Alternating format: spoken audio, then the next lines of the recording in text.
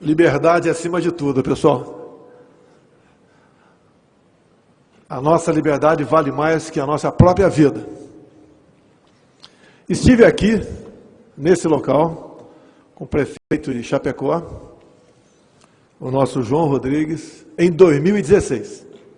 Aqui estava cheio, lotado. Discutimos a questão do malfadado Estatuto do Desarmamento. E era também pré-candidato. Estive no total 4 vezes em Santa Catarina. Um estado pelo qual eu me apaixonei desde a primeira vez que estive aqui. Todos nós já decidimos alguma coisa ou muita coisa ao longo de nossa vida. Um casamento, um filho, um pedido de demissão, seja lá o que for. Quantas vezes tivemos que decidir? E nós sabemos que pior que uma indecisão, pior que uma decisão mal tomada, é uma indecisão. Ou vão para lá ou vão para cá. Se ficar parado, o pior pode acontecer. E tem uma passagem bíblica de Provérbios 24:10. Se te mostrares frouxo no dia da angústia, a tua força será pequena. Nós temos que unir forças para vencer esse inimigo.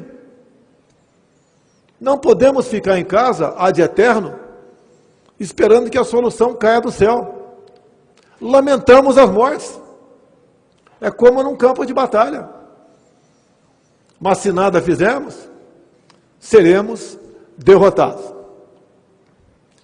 Desde o início da pandemia, quando lá atrás nós fomos buscar nossos irmãos em Wuhan, na China, e o trouxemos.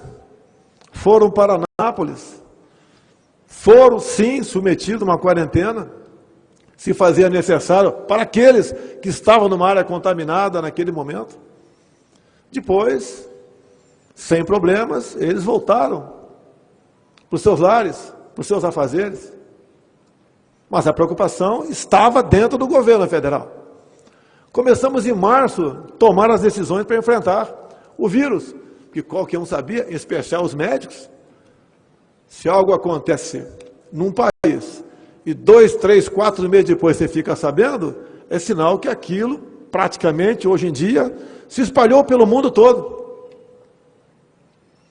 Tivemos um primeiro ministro da Saúde, a gente não esperava enfrentar esse problema. E o protocolo dele era, fique em casa. Quando sentir falta de ar, vá para o hospital. Onde eu questionei, doutor Queiroga, olha, vai para casa, falta de ar, vai para o hospital para fazer o quê? Para ser entubado? Por que não pode ter um tratamento imediato? Olha a questão do off-label, fora da bula, é um direito, é um dever do médico. Ele tem que buscar uma alternativa. Ou até mesmo, se um paciente está com uma certa doença, ele não tem aquele remédio específico, comprovado cientificamente, ele tem que buscar outra alternativa. Como na Guerra do Pacífico. O soldado chegava ferido e não tinha sangue para transfusão.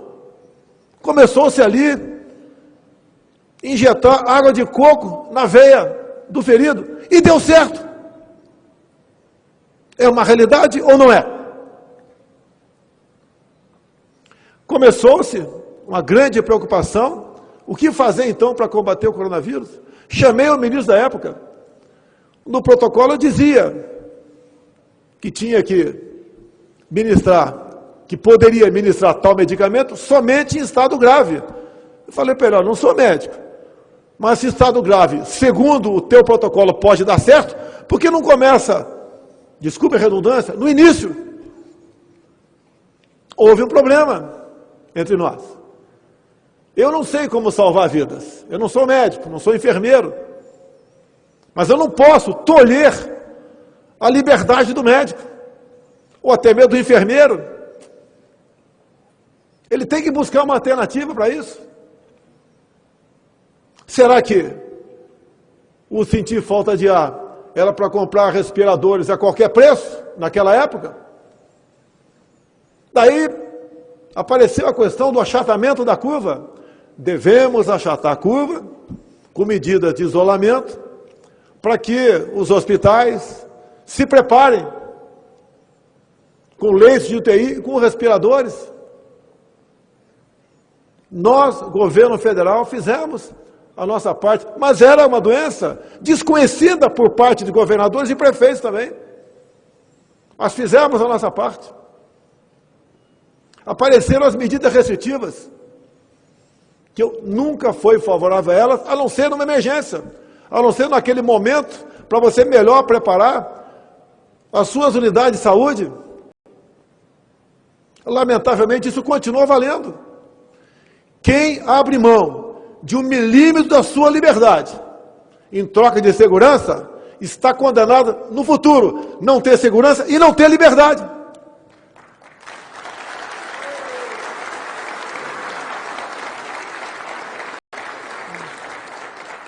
Lamentamos todas as mortes. Eu fui acometido de Covid. Procurei não me apavorar. Tomei um medicamento, todo mundo sabe qual foi. No dia seguinte estava bom. Muitos fizeram isso. Agora, não podemos admitir impor limite a médico. Se o médico não quer receitar aquele medicamento, que não receite. Se outro cidadão qualquer acha que aquele medicamento não está errado, não está certo, que não tem comprovação científica, que não use, é a liberdade dele. O off-label, fora da bula, é o médico, o paciente. Hoje tem aparecido medicamentos ainda não comprovados, que estão sendo testados. E o médico tem essa liberdade, tem que ter. É um crime querer tolher a liberdade de um profissional de saúde. Desde o começo, nós falamos em Brasília, temos 2 problemas pela frente, o vírus e o desemprego. E as medidas, ora anunciadas, depois que o Supremo Tribunal Federal decidiu que cada estado, cada município possa tomar as medidas restritivas que assim bem entender, que essas medidas não podem ter um efeito colateral mais danoso que o próprio vírus. Eu acho que eu sou o único líder mundial que apanha isoladamente. O mais fácil é ficar do lado da massa, da grande maioria. Se evita problemas, não é acusado de genocida, não sofre ataques por parte de gente que pensa diferente de mim. O nosso inimigo é o vírus, não é o presidente, a governadora ou o prefeito. E dá para sairmos dessa. Por que minha vinda aqui a Chapecó? Conheço o João há algum tempo, parlamentar comigo. Sofremos juntos injustiças dentro da Câmara e fora da Câmara também. Forjou nossa amizade. E fiquei sabendo que ele queria Brasília. Falei, não, eu tenho que dar exemplo. Eu vou a Chapecó.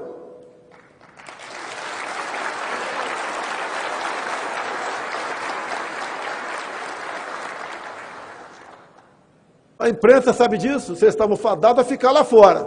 Falei para o João, aqui quem manda é você. Por mim, a imprensa entra. Ele falou, se por você entra, por mim também entra. E está aqui a nossa imprensa.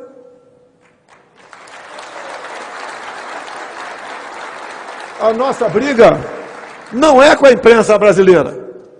O que nós queremos é cada vez mais essa imprensa divulgue a verdade dos fatos.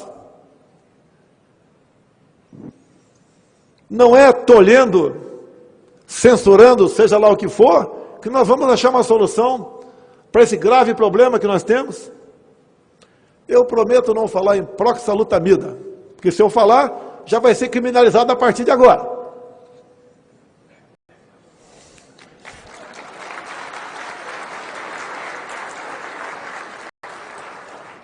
Eu acredito na ciência, Mas a ciência, por vezes, demora.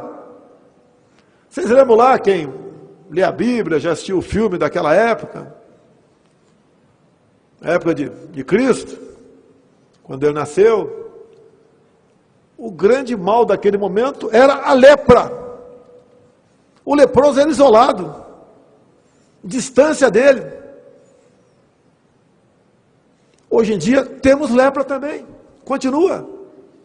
Mas o mundo não acabou naquele momento. Depois, para comer etapas, tivemos a questão da AIDS, no início dos anos 80. Isso mesmo, doutor Queiroga? Eu lembro que eu estava abaixado no hospital com os 4 membros, né, fraturados. E convivi com alguns que chegavam para baixar no Hospital Central do Exército. Naquela época, o que foi usado para combater o HIV?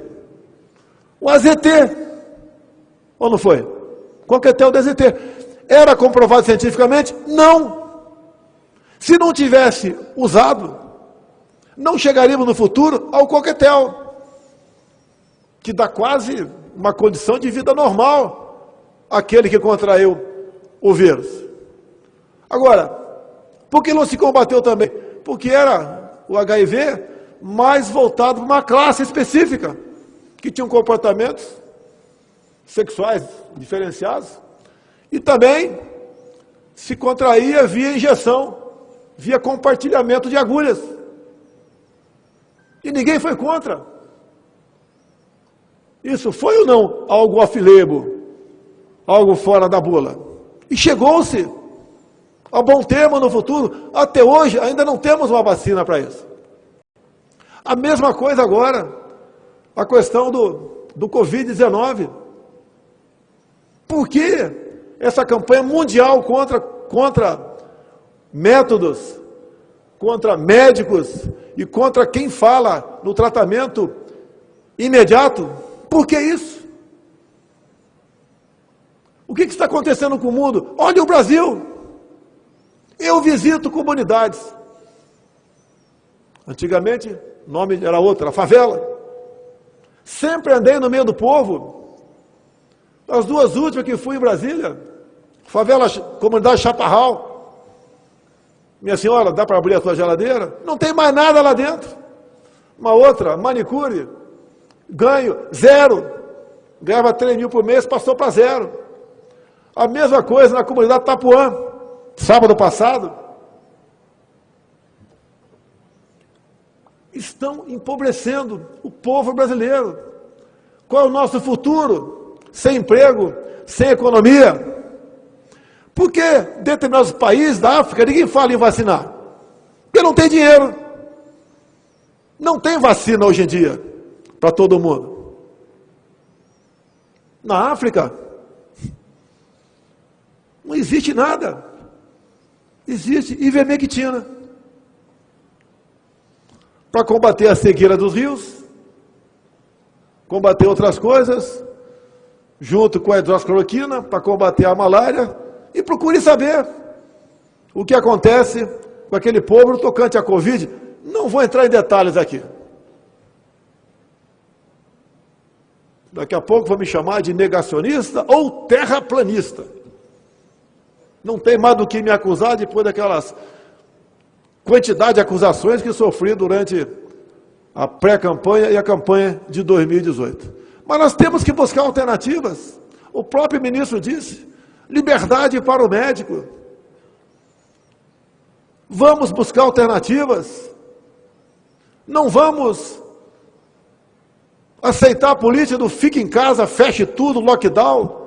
O vírus não vai embora. Esse vírus, como outros, vieram para ficar. E vão ficar a vida toda. É praticamente impossível erradicá-lo. E até lá, vamos fazer o quê? Ver o nosso país empobrecer? Ou ver pessoas, como existem milhões por aí, completamente esquecidas, abandonadas, sem nada para comer? Nós temos por volta, tínhamos, 38 milhões de informais, que viviam fazendo o quê? De bico. Vendendo algo em praça pública, num cruzamento, na praia, no estádio, nas arquibancadas, Estão fazendo o que hoje em dia? Nada. Vivendo de favores do Estado. Eu não fico feliz em conceder auxílios. Gostaria que não fosse necessário isso. Mas é para evitar o mal maior. Eu tenho dito publicamente. Eu temo por problemas sociais gravíssimos no Brasil. Converso com as nossas Forças Armadas. Se eclodir isso pelo Brasil, o que nós vamos fazer? Temos efetivo para conter a quantidade de problemas que podemos ter pela frente? E outra, é uma explosão por maldade ou por necessidade? O que nós devemos fazer para evitar isso daí? Como nos preparar? Não é hora de ver biografia. Estou me lixando para 22. Vai ter uma pancada de candidato aí. Seria muito mais fácil a gente ficar quieto, se acomodar, não tocar nesse assunto, ou atender, como alguns querem, que da minha parte, que eu posso fazer, um lockdown nacional. Não vai ter lockdown nacional.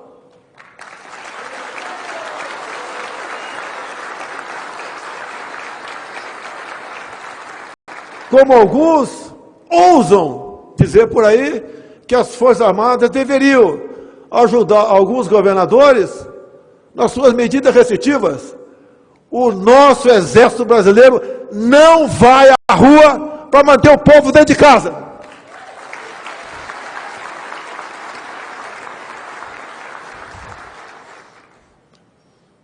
A liberdade não tem preço. Devemos fazer tudo o possível para buscar soluções. Temos agora um ministro médico, tínhamos outro militar, que fez também, reconhecido pelo próprio doutor Queiroga, um excelente trabalho no Ministério da Saúde. Foco de corrupção desenfreada. Um alcance do Brasil, que mais matava no Brasil, era a corrupção. Estamos há 2 anos e 3 meses sem corrupção. É obrigação nossa.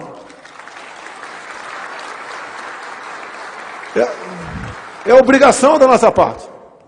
Mas não era assim. Conseguimos formar um ministério técnico. Compare os nossos ministros com os anteriores. Com todos os problemas que o Brasil vem atravessando, nós conseguimos fazer muita coisa. Com menos dinheiro, com orçamento achatado, com um teto para gastos. Se aparecer um problema de corrupção, a gente vai tomar providência. E pode acontecer. Cada ministério é uma enormidade de afazeres que tem pela frente. O Ministério do Desenvolvimento Regional tem mais de 20 mil obras pelo Brasil. O Ministério do Tarcísio, representado aqui pelo Marcelo, aqui do meu lado, é um ministério também sempre cobiçado. Vocês sabem por quem? Para melhor atender às necessidades do povo brasileiro ou às necessidades de alguns grupos? De alguns grupos. Isso pesa para mim. Não me faltam problemas. Eu não tirei dinheiro da imprensa por maldade. Eram quase 3 bilhões por ano de estatais e de orçamento nosso. E o dinheiro eu achava que tem que ser usado para outra coisa. Se as estatais davam um prejuízo de dezenas de bilhões de reais, hoje dão um lucro de dezenas de bilhões de reais. Onde iam essa diferença no passado? Para onde ia? Não é fácil mudar isso aí. O que ia estar com a gente? Eu sou o Nero, que tocou fogo na Amazônia, no Pantanal Sul-Mato-Grossense. É acusação o tempo todo. Não tem problema. Sabia que não ia ser fácil. Pegamos o extra da pandemia, que é lamentável porque vem mortes atrás disso. Mas continuamos fazendo o que é possível. Não temos medo de decidir. Até mesmo quando ter que trocar algum ministro. Eu sempre falo para os ministros, em especial no tocante à pandemia, não basta você fazer um excelente trabalho no seu ministério. Você tem que ter uma visão política maior. Saber do que está em jogo. O que alguns fazem no tocante à pandemia para buscar desgastar o governo. Falei no passado, né, que a vida de presidente não é boa. Não é boa para o presidente que quer fazer a coisa certa. Quando quer fazer a coisa errada, parece que é mais fácil no Brasil. Mas estamos mudando isso daí. Eu quero parabenizar a Santa Catarina, a nossa prezada governadora que está aqui. Eu acho que nem ela achava que ia ser governadora um dia, porque ninguém quer a maldade para quem é o titular, né? Mas também pegou um problema sério pela frente. Tenho conversado com ela. Não é simpatizante, é medida restritiva, só tomará algumas localizadas, se for necessário. E a minha vinda aqui, porque eu não quero falar muito, né? Teria muito o que falar. Eu quero que Chapecó seja uma cidade para ser olhada pelos demais 5.700 prefeitos do Brasil, se bem que tem prefeito que está na linha do João Rodrigues. Mas quando se fala em vidas, para nós, qualquer esforço é válido. Temos que estudar Chapecó, temos que ver as medidas tomadas pelo prefeito, as atuais medidas tomadas pela governadora. Nessa época toda, muita coisa de concreta fizemos, e tenho orgulho de dizer, uma das medidas mais importantes que tomamos, que evitou que um pouco mais de 10 milhões de pessoas perdessem o emprego, a ideia não veio de mim, veio de um senador de Santa Catarina, o nosso Pronamp, senador Jorginho Melo.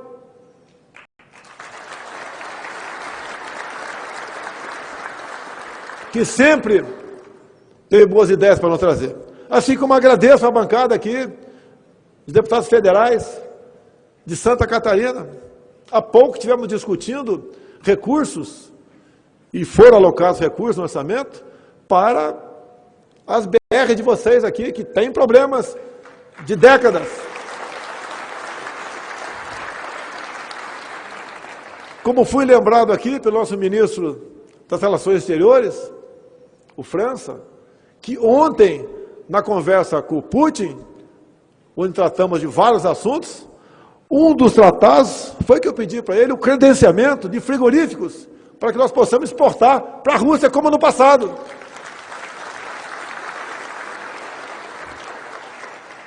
Nós importamos deles fertilizantes. Não é uma condição para importarmos mais fertilizantes. Se nós produzimos mais, exportamos mais, também vamos importar mais fertilizantes. E assim nós vamos fazendo a nossa política. Eu peço a Deus que ilumine cada um dos que estão aqui, quem está nos assistindo, para que juntos possamos buscar as melhores alternativas para melhor atender nosso povo, para minorar a dor daqueles que perderam o ente querido. O problema está aí. Soluções, algumas aparecem, como a de Chapecó. Outras virão. Como disse desde o começo, temos que ter coragem para decidir.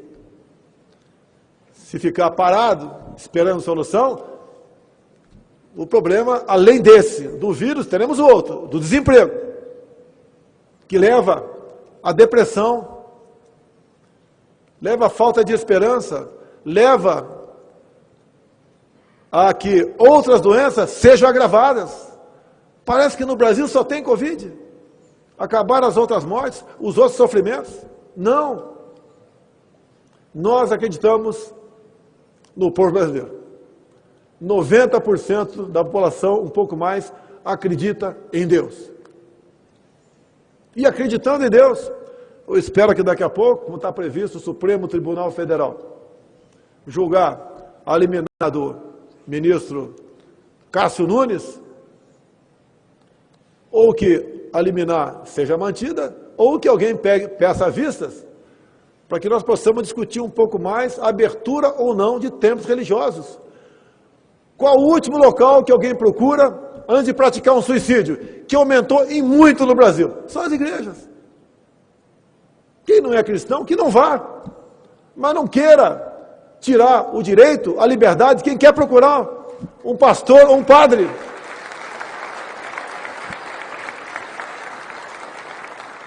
Estou muito feliz de estar aqui. Agradeço a Deus pela minha segunda vida e pela missão de conduzir os destinos do nosso querido Brasil. Imaginem os senhores se aqui nesse local tivesse o Haddad do PT. Como estaria o Brasil? Olhe outros países onde a esquerda fala mais alto. País aqui da América do Sul, como um vizinho aqui mais ao sul dos senhores, como está a população lá? Cidade onde mais fechou no Brasil, onde mais morre gente por 1 milhão de habitantes. Somos seres com capacidade de pensar, coragem para decidir e dizer lá na frente, eu fiz o melhor de mim. Não pensei em consequências para si próprio ou na minha biografia. Poucos de nós, governadora, prefeito, ministros, outros prefeitos presentes, temos o privilégio de poder decidir. Não vamos decidir com aquilo que, por muitas vezes, outros pensam. Vamos decidir por que nós pensamos, levando-se em conta pessoas sérias que estão do nosso lado, porque assim nós podemos passar essa onda. Creio em Deus que brevemente estaremos livres disso tudo. Obrigado, Chapecó, Santa Catarina e o meu Brasil.